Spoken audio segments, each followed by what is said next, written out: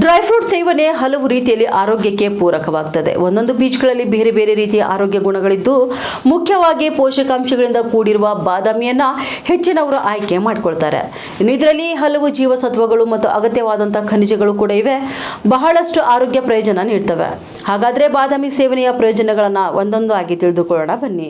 ಬಾದಾಮಿ ಹಲವು ರೀತಿಯ ಆರೋಗ್ಯ ಲಾಭವನ್ನು ಹೊಂದಿದ್ದು, ಇದು ಹೃದಯ ಆರೋಗ್ಯಕ್ಕೆ ಪೂರಕವಾಗಿದೆ. ಇನ್ನು ನಿಯಮಿತ ಬಾದಾಮಿ ಸೇವನೆಯು ದೀರ್ಘಕಾಲದ ಉರಿಯೂತ ಮತ್ತು ಕೆಟ್ಟ ಕೊಲೆಸ್ಟ್ರಾಲ್ ಮಟ್ಟವನ್ನು ಗಮನಾರ್ಹವಾಗಿ ಕಡಿಮೆ ಮಾಡುತ್ತೆ.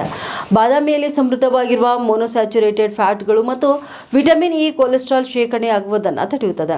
ಇನ್ನು ಎರಡನೇದಾಗಿ ನೋಡಬೇಕಾದ್ರೆ ರಕ್ತದಲ್ಲಿನ ಸಕ್ಕರೆ ಮಟ್ಟವನ್ನು ನಿರ್ವಹಿಸುವಲ್ಲಿ ಬಾದಾಮಿ ಪಾತ್ರವು ಬಹಳಷ್ಟು ಮುಖ್ಯವಾಗಿದೆ.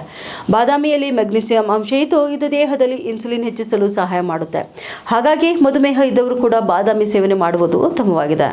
ಇನ್ನು ಮೂರನೇದಾಗಿ ನೋಡಬೇಕಾದ್ರೆ ಬಾದಾಮಿಯ ಸೇವನೆ ತೂಕ ನಿರ್ವಹಣೆಗೆ ಸಹಾಯ ಮಾಡುತ್ತದೆ. ಇದರಲ್ಲಿರುವಂತಹ ಪ್ರೋಟೀನ್ ಮತ್ತು ನಾರಿನಾಂಶ ಹೆಚ್ಚಿನ ಪ್ರಮಾಣದಲ್ಲಿದ್ದು, ಇದನ್ನು ಸೇವನೆ ಮಾಡುವುದರಿಂದ ಬೇಗ ಹೊಟ್ಟೆ ತುಂಬಿದ ಅನುಭವವಾಗಿದ್ದು, ಅದರ ಜೊತೆ ಇದು ಮೆದುಳಿಗೆ ಹಾರ್ಮೋನ್ಗಳನ್ನು ಪ್ರಚೋದಿಸಲು ಕೂಡ ಸಹಾಯ ಮಾಡುತ್ತದೆ.